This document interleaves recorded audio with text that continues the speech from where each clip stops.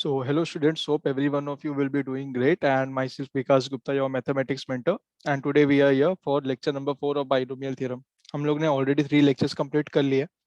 आज lecture number 4 में हम लोग अराउंड 20 सम्स वापस से करेंगे एंड इसमें कुछ पहले वाले टॉपिक जो हम लोग ने कवर किए उसके रिवीजन होगा और कुछ एडिशनल टॉपिक्स भी हम लोग करने वाले बाइनोमियल के। तो आज के लिए सम नंबर 1 स्टार्ट करते हैं। सबसे पहला, the greatest value of the term independent of x in the expansion of this. Okay, greatest value के लिए वो पूछ रहा है।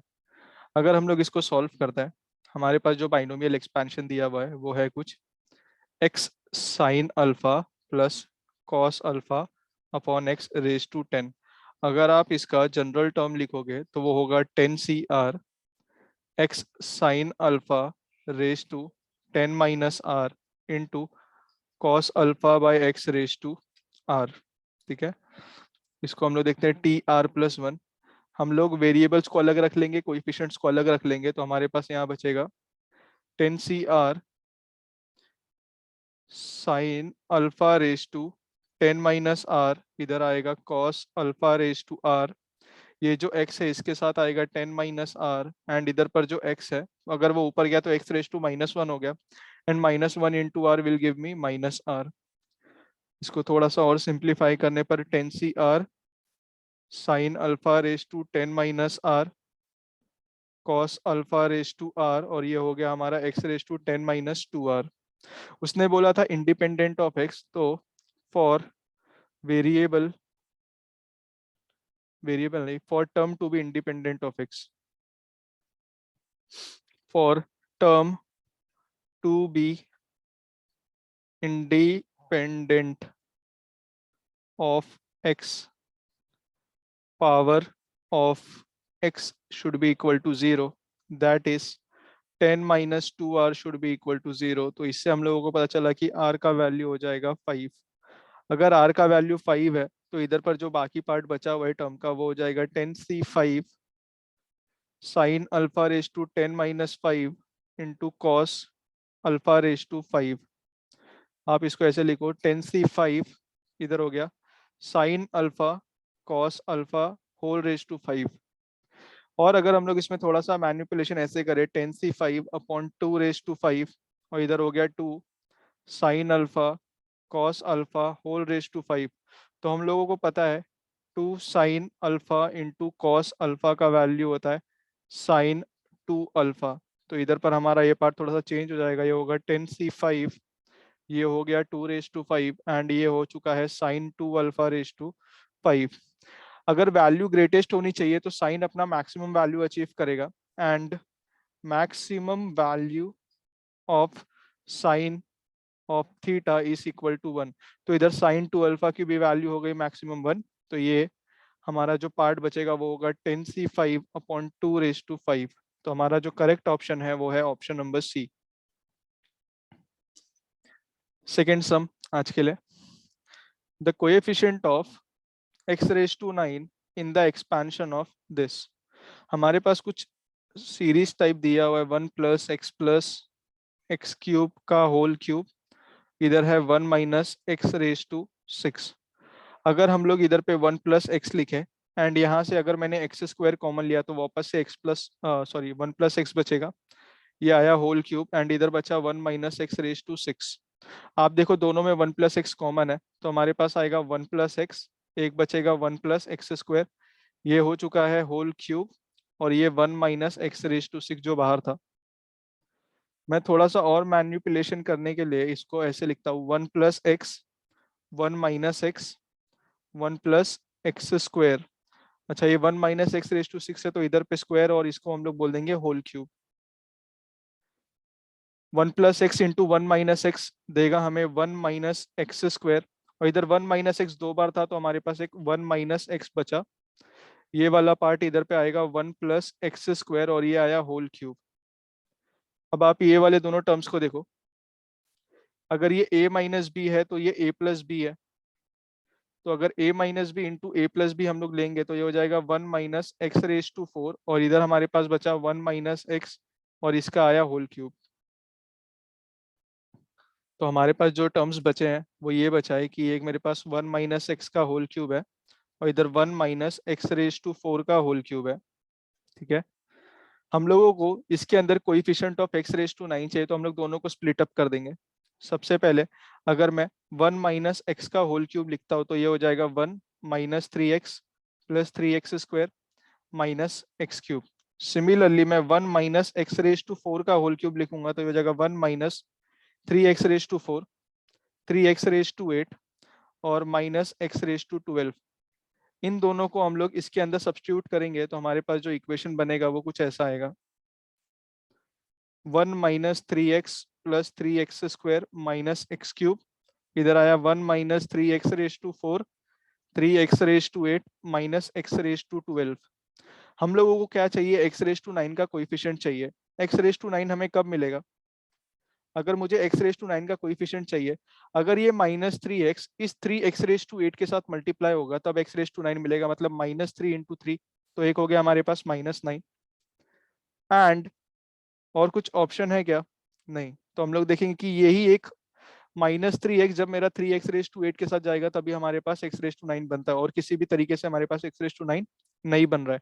तो x रेज टू 9 का जो अगर कोइफिशिएंट है तो वो सिर्फ है -9। तो यहाँ पर जो करेक्ट ऑप्शन होगा वो होगा हमारा option number D. Find the term independent of x in the expansion of this. तो ये एप्लीकेशन क्वेश्चन है, पहले किया हुआ इस टाइप का।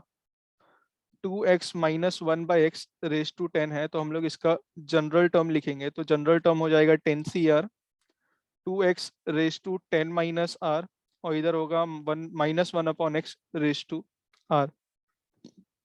कोइफिशिएंट सबको एक साथ रख लो, वेरिएबल्स को एक साथ, तो हो गया 10CR, ये हो गया 2 रेज टू 10 माइनस आर, और इधर पर हमारे पास एक कोइफिशिएंट आएगा -1 रेज टू आर। इधर आया x raise to 10 minus r, और ये x जब ऊपर जाएगा तो x रेज टू -1 हो गया, तो ये हो गया x raise to minus r. इसको सॉल्व किया तो ये हुआ 10CR 2 raise to 10 minus r, और ये हो गया -1 रेज टू आर। इसको सॉल्व करेंगे तो x raise to 10 minus 2r। Independent of x के लिए बोला था, इंडिपेंडेंट ऑफ x, तो ये तभी पॉसिबल है जब r का वैल्यू हो जाए हमारा 5। तो r का वैल्यू 5 सब्स्टिट्यूट करेंगे तो ये हो गया 10C5, ये हो गया 2 रेज टू 5, और ये हो गया -1 रेज टू 5, ये हो गया -10C5 इंटू 2 रेज टू 5। अगर हम इसको देखेंगे तो तीन ऑप्शन नेगेटिव में है, and 2 raise to 5 is nothing but 32, ये माइनस साइन, और इधर आया 10C5।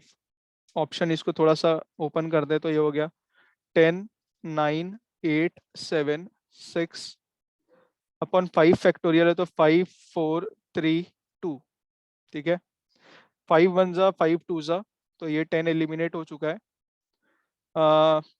4 1 जा 4 8 जा, और इधर माइनस साइन, 3 1 जा 3 2 जा। तो अगर हम लोग देखेंगे डायरेक्टली यूनिट डिजिट का कॉन्सेप्ट अप्लाई करते हैं हम लोग। ठीक है, इधर पे हमारे पास बचा क्या, -8 into 9 into 8 into 7 into 2।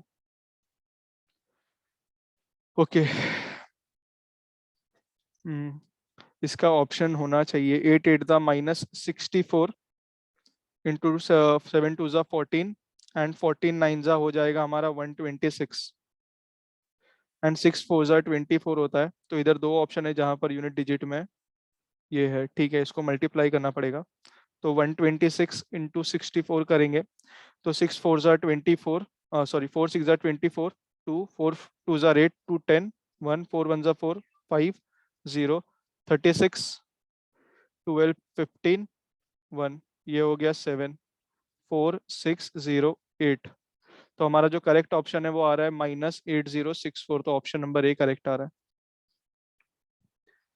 Find the coefficient of x raise to 6 in the expansion of 1 plus x square whole raise to 6। तो है 1 plus x square whole raise to 6 है, तो 1 प्लस इनमें से अगर मैंने x कॉमन लिया तो 1 plus x हो गया, एंड इसका हो रहा है होल रेज टू 6। आप इसको ऐसे समझो कि ये जो 1 है ये वाला पार्ट मेरा a है, ये जो टोटल पार्ट है ये मेरा b है। तो हम लोग directly a plus b raise to n का एक्सपेंशन लिखेंगे। ठीक है, तो इसमें हम लोग एक्सपेंशन लिखते हैं coefficient of x raise to 6। अच्छा, इसको जनरल टर्म लिखेंगे? नहीं, जनरल टर्म से नहीं होगा, इसको हम लोग नॉर्मली एक्सपेंशन से ही करते हैं।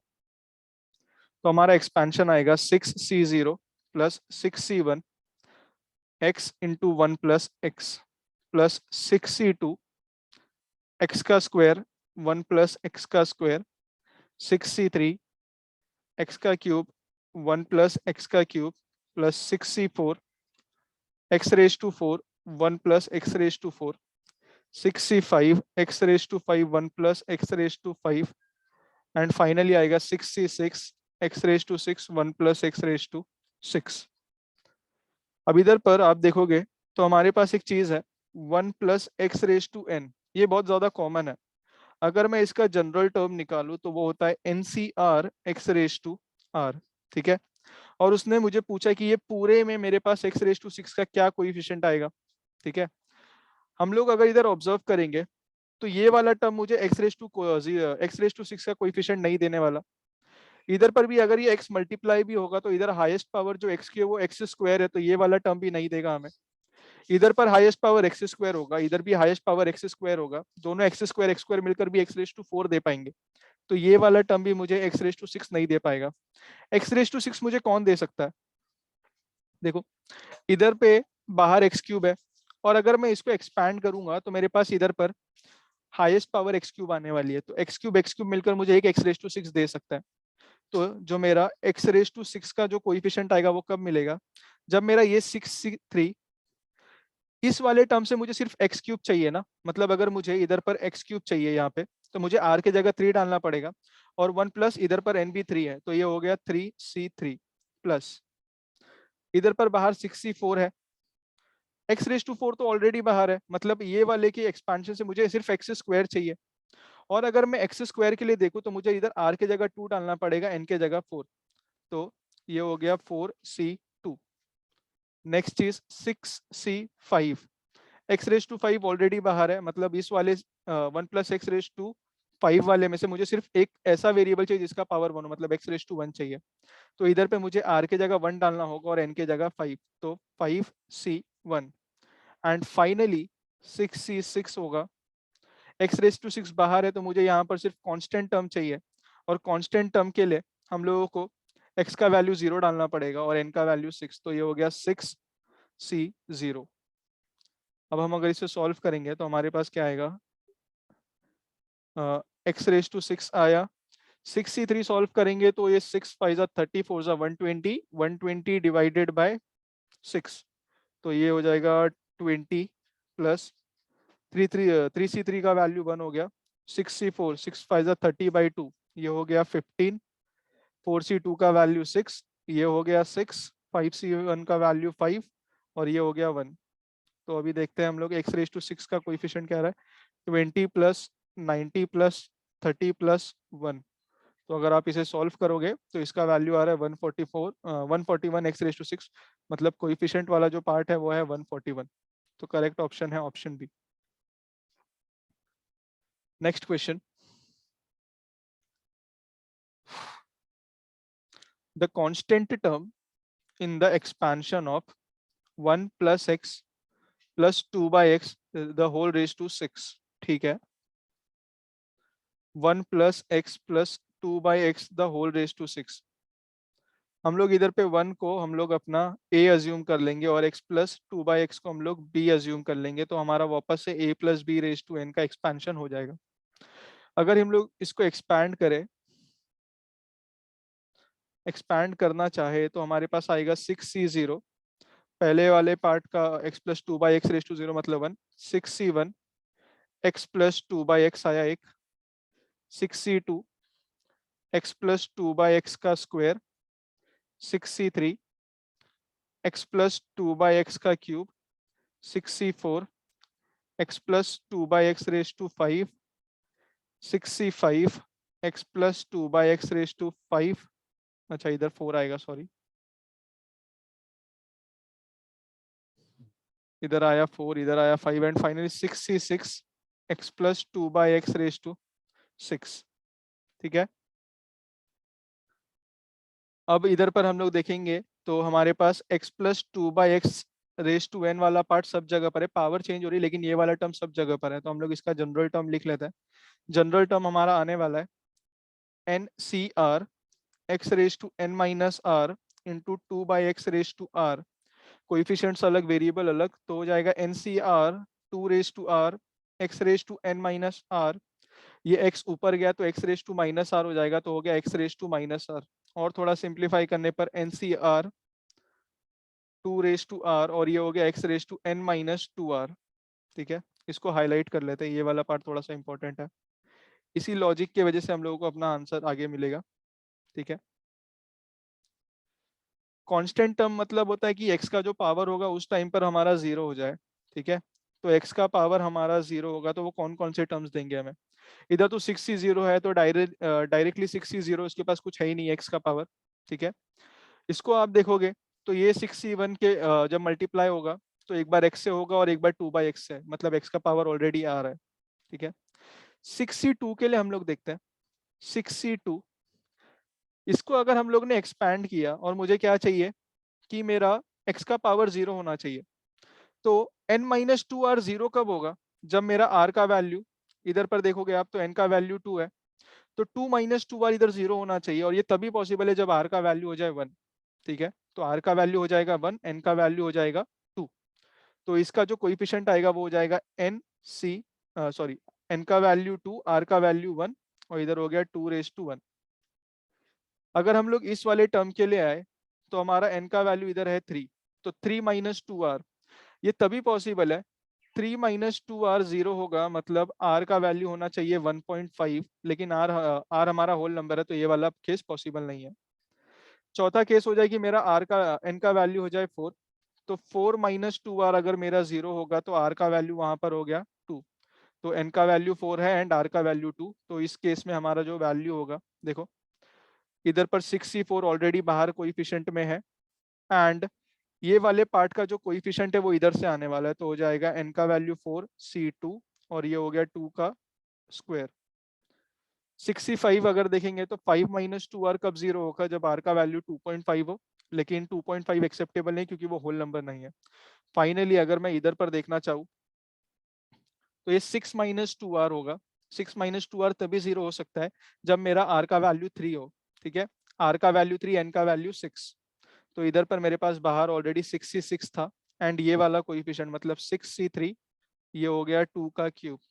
तो ये सारे मेरे पास ऐसे कोइफिशिएंट है जिनका x का पावर जीरो है, तो ये 6c01, ये 6c2 30 डिवाइडेड बाई 2, ये हो गया 15 और ये हो गया 2, 6c2 6c4 इक्वल है तो ये 15 और ये हो गया 6 और ये हो गया 4, सिमिलरली ये हो गया 1 और इसका वैल्यू हो जाएगा 120/6, तो ये हो गया 20 एंड इधर पर आ रहा है 8।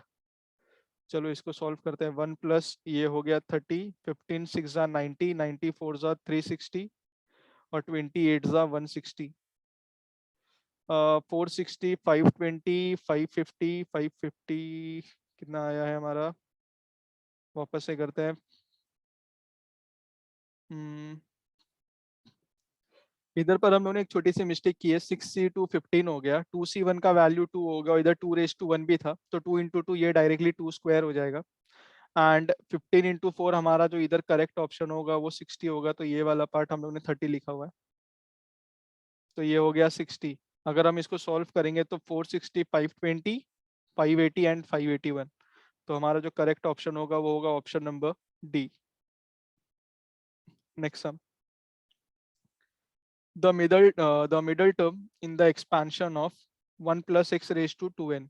ठीक है, इधर आप देखोगे हमारा पावर, तो पावर है हमारा 2n, मतलब जो पावर है वो इवन है, तो ओनली वन मिडल टर्म। ठीक है, normally x plus y raise to n के केस में अगर ये मेरा n इवन होता है तो मिडल टर्म हम लोग निकालते हैं n+2/2, ये वाला है फॉर्मूला फॉर मिडल टर्म। ठीक है, अब इधर पर हम लोग देखते हैं तो हमारे पास 1 plus x raise to 2n है, तो इसका मिडल टर्म कौन सा होगा, 2n+2 डिवाइडेड बाई 2, मतलब n+1 टर्म, n+1 टर्म मेरा मिडल टर्म होगा। इसका अगर हम लोग जनरल फॉर्मेट लिखे, general term 1 plus x raise to 2n है, तो इसका जनरल टर्म लिखेंगे तो हो जाएगा 2n C r x raise to r. मुझे कौन सा टर्म चाहिए, n+1 ना, तो मुझे r की जगह n डालना पड़ेगा। तो at r equal to n, तो ये हो जाएगा Tn+1, ये हो जाएगा 2n ये हो जाएगा x रेज टू n। ठीक है, तो ये हमारा आ गया है करेक्ट ऑप्शन। कौन सा है? अच्छा, इसमें थोड़ा मैन्युपुलेशन करना पड़ेगा। मिडल टर्म हमारा यही है, अब इसमें थोड़ा सा मैन्युपुलेशन करते हैं हम लोग।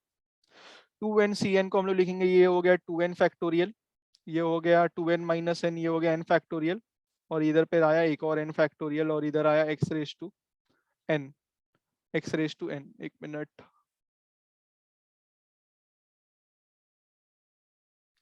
हम लोग डायरेक्टली भी अपना ऑप्शन मार्क कर सकते हैं यहाँ पर, क्योंकि आप देखोगे हमारा x रेज टू n आ रहा है, तो इधर पर सिर्फ ऑप्शन डी ही ऐसा है जो हमारा x रेज टू n हम लोगों को दे रहा है, बाकी सारे x रेज टू n नहीं दे रहे, तो ऑप्शन डी करेक्ट है। लेकिन अब ये देखते हैं मैनिपुलेशन कैसे होगा।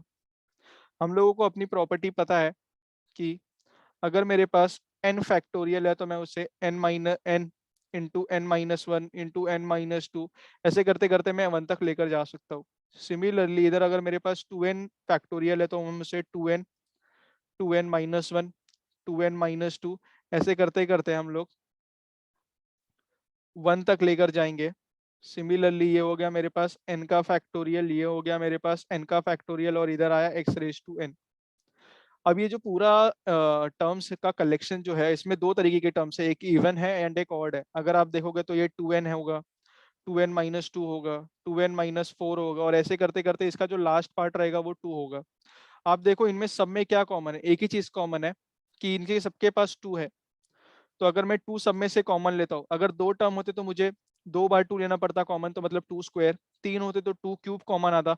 इधर मेरे पास अगर n टर्म्स है तो 2 रेज टू n कॉमन होगा, और मेरे पास बचेगा क्या, पहले वाले से बचेगा n, दूसरे वाले से n-1, तीसरे वाले से n-2, ऐसे करते करते ये 1 तक जाएगा। तो ये हो गया 2 रेज टू n। अब इधर देखो आप, इसको आप ऐसे लिख सकते हो 1 2 3, और ऐसे करते करते ये n तक जा रहा है। तो ये हो गया 2 raise to n into n का फैक्टोरियल। सिमिलरली मेरे पास ऑड टर्म्स बचे हैं अभी, तो ऑड टर्म्स कैसे होंगे, 2n-1 2n-3 2n-5, और ऐसे करते करते इनका जो लास्ट टर्म होगा वो 1 होगा। इसको रिवर्स ऑर्डर में लिख देता है, तो 1 होगा, 3 होगा, 5 होगा, ऐसे करते करते हमारे 2n-1 टर्म्स हमें मिलने वाला है। तो ये जो पूरा कलेक्शन था न्यूमरेटर में, वो हम लोगों ने दो पार्ट में स्प्लिट अप कर दिया है। तो अब इसे रीसब्स्टिट्यूट कर देते हैं दोनों को। तो रीसब्स्टिट्यूट करेंगे हम लोग, तो हमारे पास आएगा 2 रेज टू n आएगा एक, फिर एक n का फैक्टोरियल आएगा, और फिर आएगा 1 3 5, ऐसे करते करते ये 2n-1 तक जाएगा। डिनोमिनेटर में हमारे पास दो चीजें थी, दो बार n का फैक्टोरियल, n का फैक्टोरियल, n का फैक्टोरियल, एंड लास्ट में मेरे पास यहाँ पर था x रेज टू n। आप देखो इधर पर एक n का फैक्टोरियल, एक n का फैक्टोरियल एलिमिनेट हो चुका है।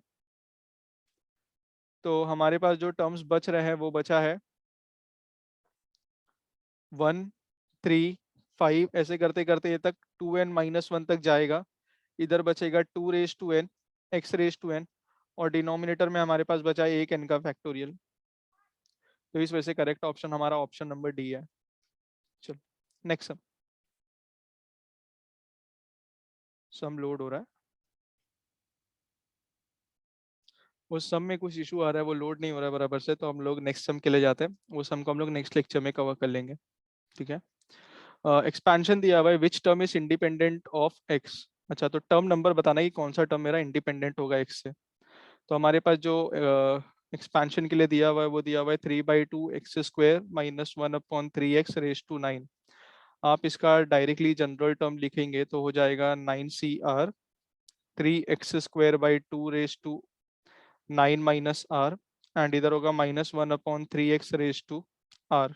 कोएफिशिएंट्स अलग कर लेते हैं एंड वेरिएबल्स वाला पार्ट अलग कर लेंगे। तो 9cr आया, 3/2 एक आया, -1/3 इधर एक्स स्क्वायर है तो 2 अगर इसके पावर में जाएगा तो ये हो गया x⁻18 - 2r।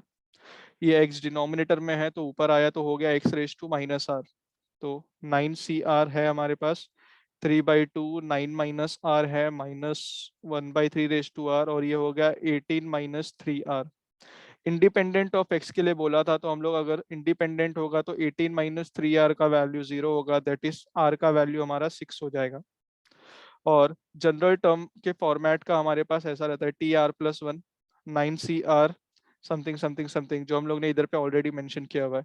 अगर मैंने यहाँ पर r का वैल्यू 6 डाला तो मेरा जो टर्म नंबर बनेगा वो हो जाएगा 7th टर्म। तो इधर पर आया हमारा 7th term. Coefficient of x raise to 50 in the expansion of this. अब ये थोड़ा सा अलग क्वेश्चन है, क्योंकि अभी तक हम लोग ने जितने भी सम्स करे उसमें या तो मल्टीप्लीकेशन में था या तो नॉर्मल बाइनोमियल एक्सपेंशन दिया हुआ था। अब इधर डिवीजन में आ चुका है, तो कुछ तो मैनिपुलेशन करना पड़ेगा। तो ये हो गया 3 माइनस 5x अपॉन 1 - x का स्क्वायर। अगर मुझे इसे मल्टीप्लीकेशन में लेकर जाना है तो 3 माइनस 5x और ये हुआ 1 - x⁻²। ठीक है। अब थोड़ा सा हम लोग जो प्रॉपर्टी हम लोग ने पहली पढ़ी हुई है उसको ही थोड़ा सा रिकॉल करके इसके लिए हम लोग एक्सपेंशन डिराइव करते हैं। ओके, इसका एक्सपेंशन कैसे हम लोग लिख सकते हैं?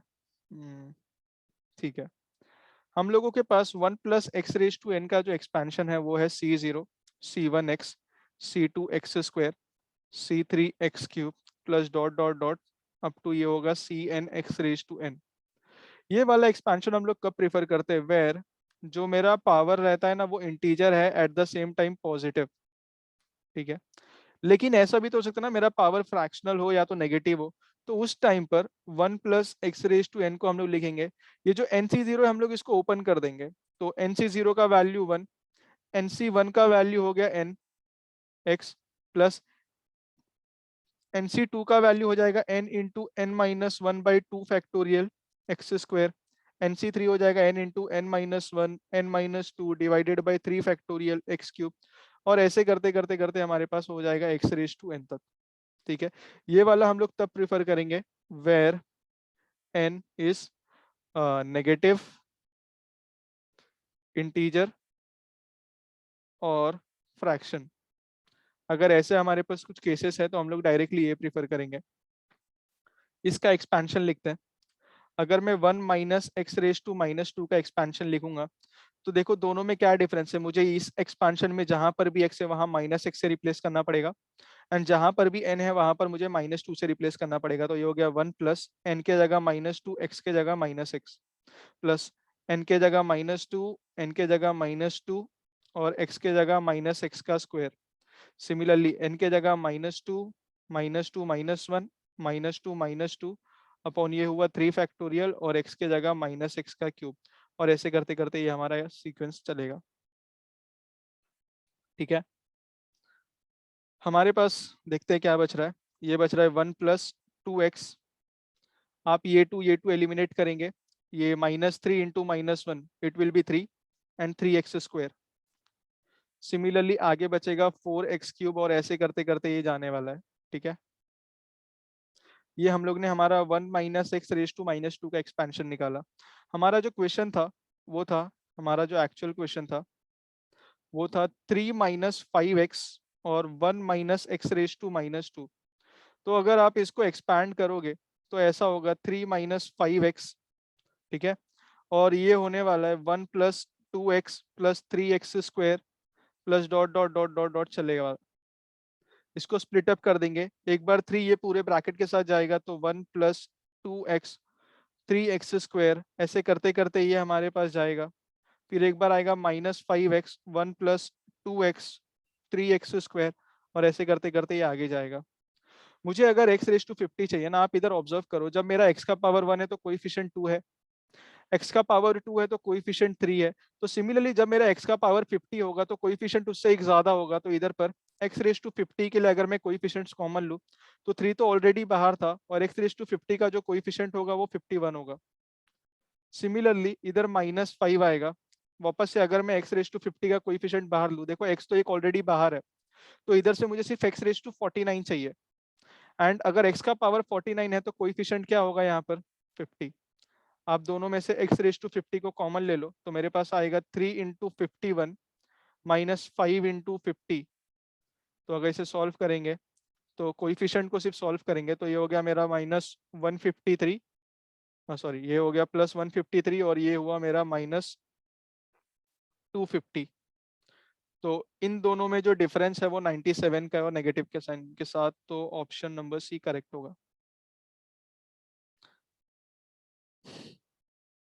Next sum, the term independent of y in the expansion of this. हमारे पास जो बाइनोमियल दिया हुआ है वो दिया हुआ है y raise to 1/6 minus y raise to minus 1/3 raise to 9। इसका जनरल टर्म लिखते हैं हम लोग। जनरल टर्म होगा 9 CR y रेस टू 1/6, ये हो गया 9 माइनस आर, ये हो गया minus y raise to minus 1/3 और ये हो जाएगा डायरेक्टली आर। कोइफिशिएंट्स को अलग कर लेंगे हम लोग, तो आया कोइफिशिएंट में एक 9 CR आ रहा है, एक हमारे पास माइनस 1/r आ रहा है।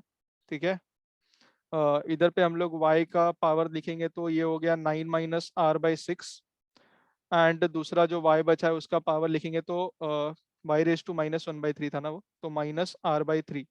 इसको 2 से मल्टीप्लाई डिवाइड कर देता है, तो ये हो गया 9 CR माइनस 1/r। इधर हमारे पास बचेगा y⁻², दोनों का बेस सेम है, तो 9 - 3r divided by 6। And for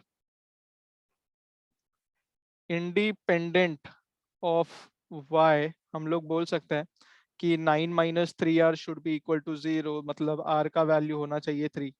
तो इधर हो गया 9C3 एंड इधर हो गया -1 का क्यूब, तो ये हो गया -9C3। अब देखो माइनस वाला सिर्फ एक ही ऑप्शन है और 9C3 डेसिमल्स में तो आने नहीं वाला है, तो ये दोनों एलिमिनेट हो गए, माइनस वाला एक ही ऑप्शन है, तो इसका करेक्ट ऑप्शन ऑप्शन डी होगा। The middle term in the expansion of this, इधर आप देखो पावर वो है मेरा इवन, तो सिर्फ एक मिडल टर्म होगा। ठीक है, पावर 10 है तो नंबर ऑफ टर्म्स मेरे 10+1 दैट इज 11 हो गए, एंड 11 का अगर मैं मिडल टर्म देखूंगा तो इधर पे मिडल टर्म का वैल्यू हो जाएगा 6। तो सिक्स्थ वाला जो भी मेरा टर्म होगा वो मिडल टर्म होगा। x+1/x रेज टू 10 के लिए अगर हम लोग जनरल फॉर्मेट लिखेंगे तो ये हो जाएगा 10 CR x⁻10 - r 1/x⁻r। Variables अलग कर लेते, पावर्स अलग कर ले, वेरिएबल्स अलग, कोएफिशिएंट्स अलग। 10 CR हो गया, x⁻10 - r है और ये x ऊपर गया तो x⁻−1 इंटू r, तो ये हो गया x⁻−r, तो हमारा होगा 10 CR इंटू x⁻10 - 2r। हमारा जो मिडल टर्म है वो टर्म नंबर 6 है। ठीक है, टर्म नंबर 6 है मतलब मुझे अपने फॉर्मूला में r की जगह 5 सब्स्टिट्यूट करना पड़ेगा, तो ये हो गया 10C5 x⁻, 10 - 5 अगर आप देखोगे तो 10 - 10 हो जाएगा, 10 - 2 into 5, 10 - 10 which will be equal to 0, तो हमारा ऑप्शन आएगा 10C5। तो करेक्ट ऑप्शन है option number B. Coefficient of x⁻7 in the expansion of this, हमारा जो बाइनोमियल है वो x²/2 माइनस 2/x⁻9 है। इसका जनरल टर्म लिखते हैं हम लोग। जनरल टर्म क्या आएगा हमारे पास, आएगा 9 CR x²/2, ये हो गया मेरे पास 9 माइनस r, एंड इधर आएगा -2/x⁻r। सेम लॉजिक है, फिर से कोएफिशिएंट्स अलग कर लेंगे, बाकी सारी चीजें अलग कर लेंगे, तो ये हो गया हमारा 9 CR। कोएफिशिएंट में देखो एक इधर आएगा 1/2⁹ -r, और एक आएगा -2⁹r, ये 9 - r है। ठीक है, इसको इरेज करके अच्छे से कर लेते हैं। ये हो गया 9 - r, ये -2⁹r। इधर पर हमारे पास x² है, ये मल्टीप्लाई होगा तो x⁻18 - 2r हो गया, ये x ऊपर जाएगा तो x⁻−r हो गया।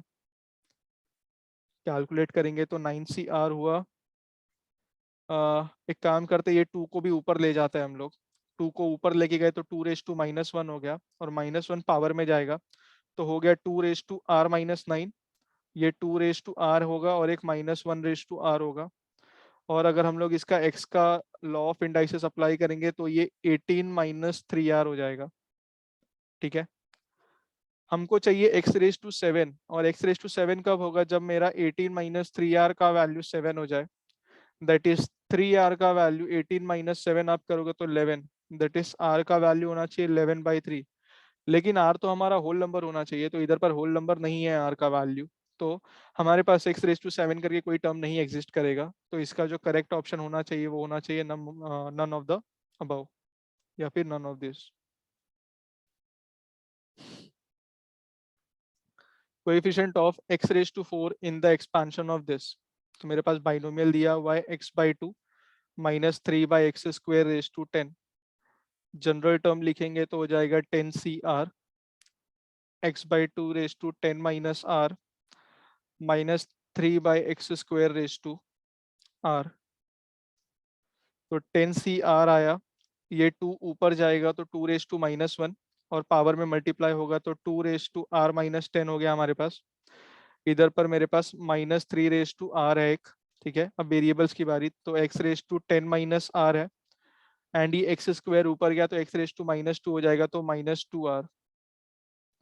सॉल्व करेंगे इसे, 10CR है, 2⁻R-10 है, -3⁻R है और इधर पे आ रहा है x⁻10 - 3R, ठीक है। कोएफिशिएंट ऑफ x⁴ चाहिए। कोएफिशिएंट ऑफ x⁴ कब होगा, जब मेरा 10 - 3R का वैल्यू 4 हो जाए, मतलब 3R का वैल्यू 6 हो जाए, दैट इज R का वैल्यू 2। और इसका जो कोएफिशिएंट है वो ये वाला पार्ट है, तो इसको लेते हैं हम लोग सॉल्व करने के लिए। तो ये हो गया 10C2 2 - 10 इज, ये हो गया 8 एंड ये हो गया -3 का स्क्वायर। तो 10C2 हम लोग लिखेंगे 10 9/2 1/2⁸ ऐसे हो गया, और ये हो गया मेरा डायरेक्टली 9, ठीक है। 2 1 ज़ा 2 5 ज़ा 9 9 ज़ा 81, 81 इंटू 5 आप करोगे तो 405, 2⁸ होगा, वो होगा 256, 405 डिवाइडेड बाई 256। तो करेक्ट ऑप्शन होगा option number A. Coefficient of x⁻⁻9 in the expansion of this, तो एक्सपेंशन ऑफ x² -2/x⁻⁹ इसका जनरल टर्म लिखते हैं। जनरल टर्म होगा 9CR x²/2 9 - R -2/x-2/x⁻⁻R, ठीक है। कोएफिशिएंट्स अलग कर लो, वेरिएबल अलग, तो 9CR हो गया, 2 आएगा ऊपर गया, -1 पावर, इसमें मल्टीप्लाई होगा तो R-9, ठीक है।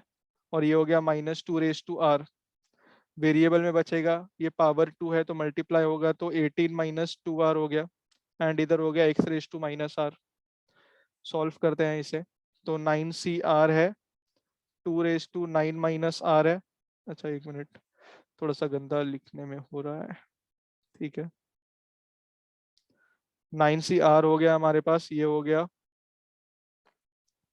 2⁻R-9, फिर इधर हो गया -2⁻R और मेरे पास बचेगा x⁻18 - 3R, ठीक है। हम लोगों को पावर चाहिए x⁻9 का, तो 18 - 3R का वैल्यू होना चाहिए -9, ये इधर आया, तो 27 का value 3R, that is R का वैल्यू होना चाहिए हमारा 9। तो इसमें कोएफिशिएंट वाला पार्ट ये है, तो इसमें सॉल्व करेंगे तो R के जगह 9 सब्स्टिट्यूट किया तो 2�9 - 9 हो गया, -2�9। ये वाला पार्ट 1 हो गया, ये वाला पार्ट 1 हो गया, तो मेरे पास आ रहा है -2�9, तो हो गया -512। तो correct option is option number B.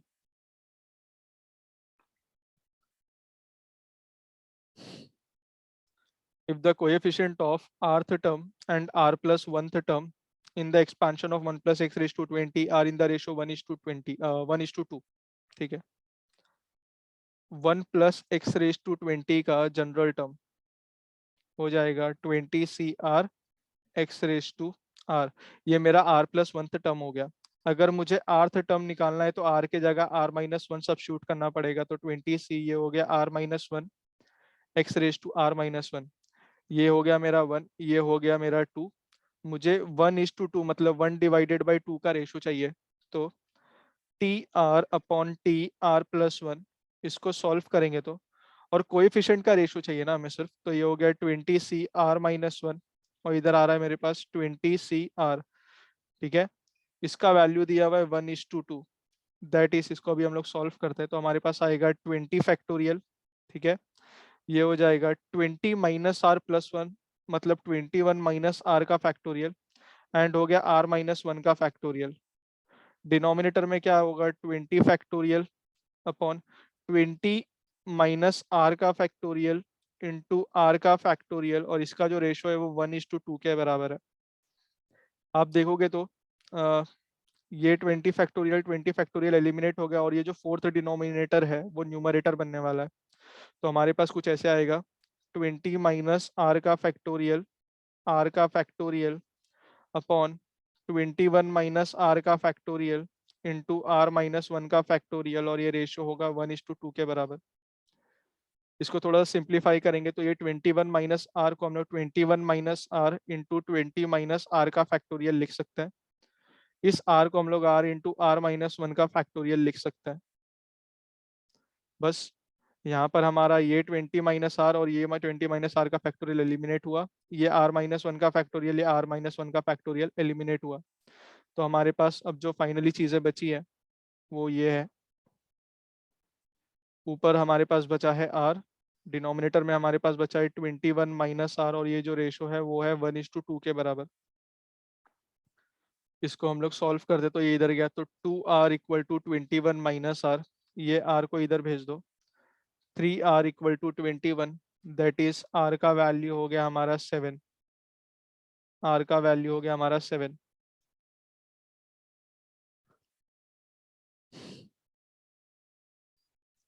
The first three terms in the expansion of 1 plus ax raised to n are 1, 6x and 16x square। तो अगर मेरे पास 1 प्लस, एक minute, a x raise to n का expansion लिखूंगा तो मेरे पास आएगा पहला टर्म 1, फिर आएगा एन सी वन, ठीक है, a x raise to one, second term आएगा n C two a x का होल स्क्वायर। इसको थोड़ा सा इलेबोरेट करेंगे तो ये हो जाएगा 1 प्लस एन सी वन का वैल्यू 1, ये हो गया ए एक्स, फिर ये हो जाएगा n into n minus one by two, ये हो गया a square x square. First term देखो दोनों का 1 1 है, सेकेंड टर्म जो यहाँ पर है वो है ए एन एक्स और इधर है 6x, तो दोनों सेम होंगे, तो a n x equal to 6x, that is a n का वैल्यू हमारा हो रहा है 6, इसको मैंने दे दिया 1, और सिंप्लिसिटी के लिए डायरेक्टली एन ए लिख दो तो ये हो गया 6। उसके बाद जो थर्ड टर्म का कोएफिशिएंट है वो है हमारे पास n into n minus one by two a square equal to 16। इसको सिंप्लीफाई करते ही ऐसा हो जाएगा n a square into n minus one, और ये टू राइट साइड में गया तो 16 टू ज़ा 32। अब ये एक बार इसके साथ मल्टीप्लाई होगा, एक बार इसके साथ, तो हमारे पास बचेगा n square a square minus n a square equal to 32। ये एन ए का होल स्क्वायर है और एन ए का वैल्यू 36 है, तो ये हो जाएगा एन ए का होल स्क्वायर मतलब 6 का स्क्वायर, तो 36। इसमें एक ए एक्स्ट्रा है तो इसको हम लोग ए एन इंटू ए लिखेंगे, और ए एन का वैल्यू 6 है, इधर पे आया ए, इधर आया 32, ठीक है। Find the value of a and n आना चाहिए हमारे पास, ठीक है। इसको हम लोग इधर शेयर करते हैं, ये वाला पार्ट हमारा इधर आया, तो 36 माइनस 32 इक्वल टू 6 है, तो 4 इक्वल टू 6 है, दैट इज ए का वैल्यू हो गया हमारा 2/3। इस ए की वैल्यू को डायरेक्टली इसके ऊपर सब्स्टिट्यूट करो, तो n इंटू ए का जगह आया 2/3, इधर आया 6, 2 1 ज़ा 2 3 ज़ा, दैट इज n के जगह आएगा 3 इंटू 3, ये हमारा आया 9, ठीक है। तो हमारा a का वैल्यू 2/3 था, n का वैल्यू 9 है, तो correct option option number C है।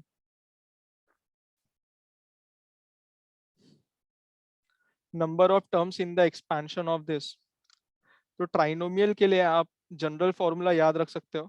नंबर ऑफ टर्म्स का जनरल फॉर्मूला ये होगा हमारा n+1 into n+2 divided by 2, where n is the power. तो अगर आप इधर देखोगे पावर हमारा 10 है, तो हमारा होगा 10+1 इंटू 10+2 डिवाइडेड बाई 2, तो ये हुआ 11 इंटू 12 डिवाइडेड बाई 2, 1 ज़ा 2 6 ज़ा, तो इन दोनों को आप मल्टीप्लाई करोगे तो 66 हमारा करेक्ट ऑप्शन होगा।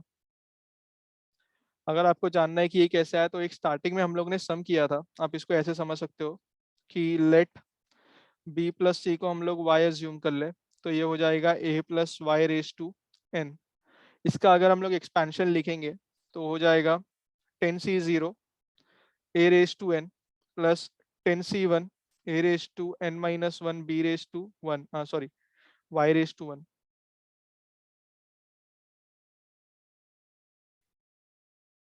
y raise to 1 10c2 a raise to n minus 2 y का स्क्वायर। ऐसे करते करते हम लोग पहुंचेंगे 10c10 a raise to 0 y raise to 10। ठीक है, y लेकिन हमारा b प्लस सी है तो 10c0 a raise to n आया, 10c1 आया a raise to n minus 1, इधर आया b plus c, 10c2 a raise to n minus 2, ये हो गया b प्लस सी का स्क्वायर। और ऐसे करते करते फाइनली 10c10 इधर आया, y की जगह आएगा b plus c raise to 10।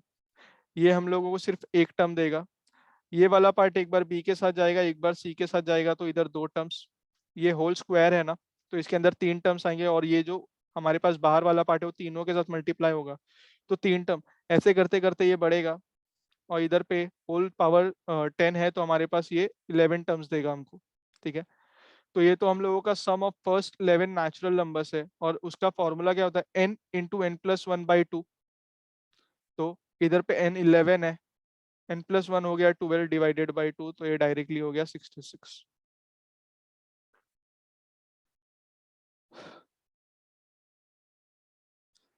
In the expansion of this find the coefficient of x raise to 11। ठीक है, 1 plus 3x plus 2x square raise to 6 है। ठीक है, एक मिनट।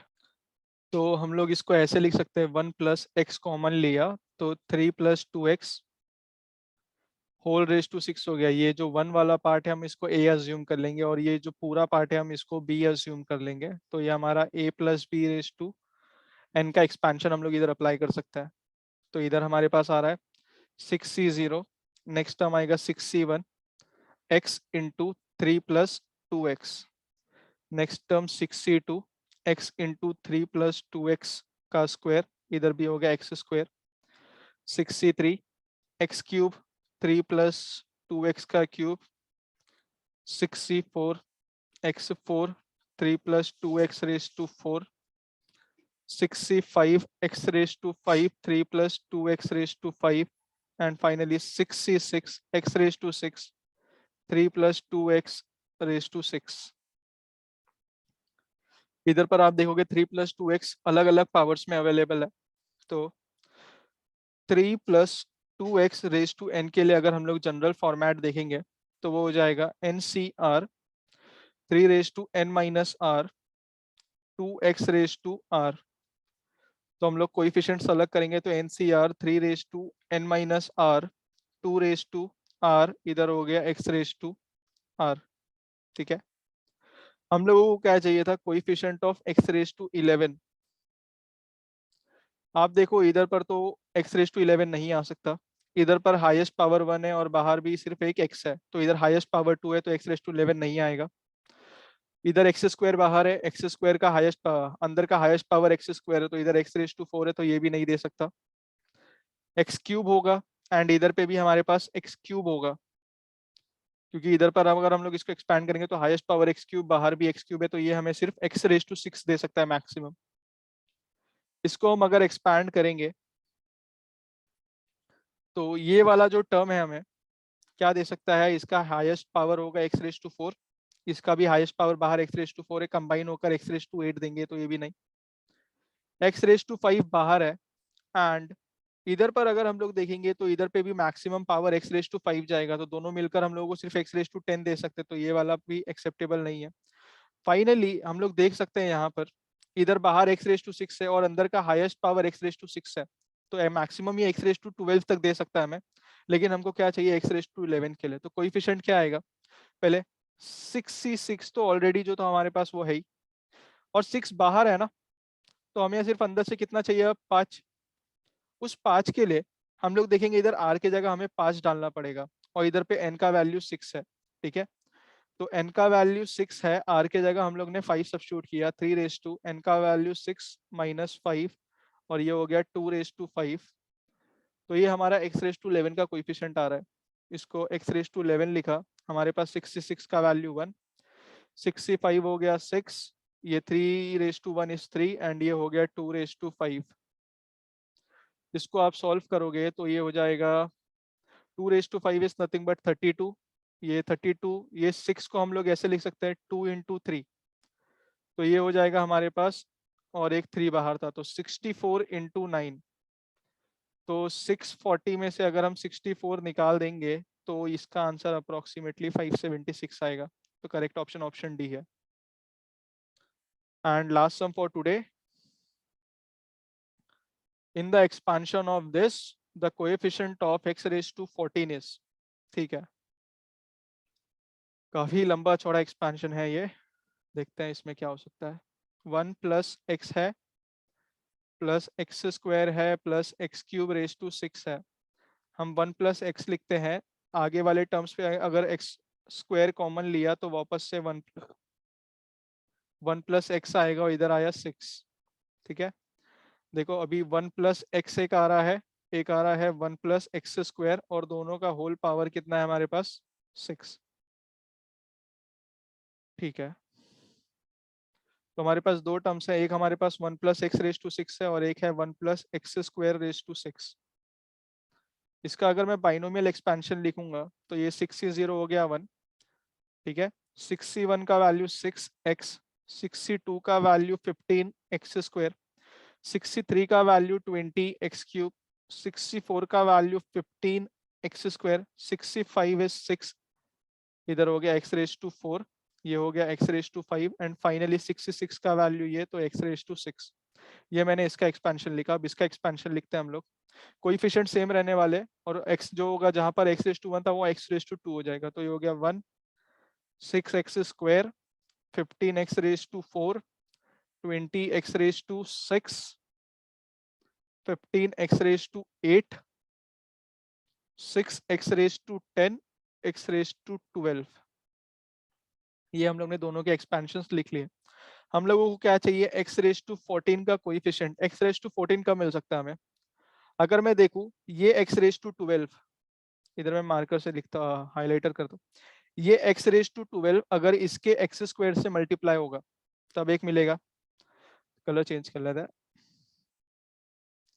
तो x रेज टू 12 का कोएफिशिएंट है 1 और x स्क्वायर का कोएफिशिएंट है 15। नेक्स्ट कब हो सकता है, ये वाला पार्ट इधर का x रेज टू 10 इधर के x रेज टू 4 से मल्टीप्लाई हो, तो x रेज टू 10 का कोएफिशिएंट है हमारा 6, x रेज टू 4 का कोएफिशिएंट है 15। 6 इधर 8 अवेलेबल नहीं है, इधर 4 है, इधर 10 अवेलेबल नहीं है, तो यही हमारे पास मैक्सिमम पॉसिबल केस है। तो आ रहा है 15 एंड 15 6 90। तो हमारा करेक्ट ऑप्शन, एक मिनट इसमें कुछ कैलकुलेशन एरर हुआ है। एक चीज हम लोग ने यहाँ पर मिस कर दी, एक्स रेज टू 12 इसका एक्स स्क्वायर से मिल सकता था, इधर का एक्स रेज टू 10 इधर के एक्स रेज टू 4 से मिल सकता था। सिमिलरली इधर का एक्स रेज टू 8 इधर के एक्स रेज टू 6 से भी मिल सकता था। तो हम लोग ने एक 15 मिस कर दिया, इसको मैं इरेज कर देता हूँ।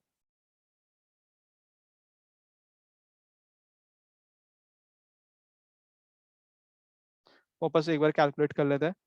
ये आया 1 इंटू 15 आया था, फिर ये 6 इंटू 15 आया था, 6 इंटू 15, एंड ये एक्स रेज टू 8 इस एक्स रेज टू 6 के साथ जा रहा था, तो ये 15 आया था।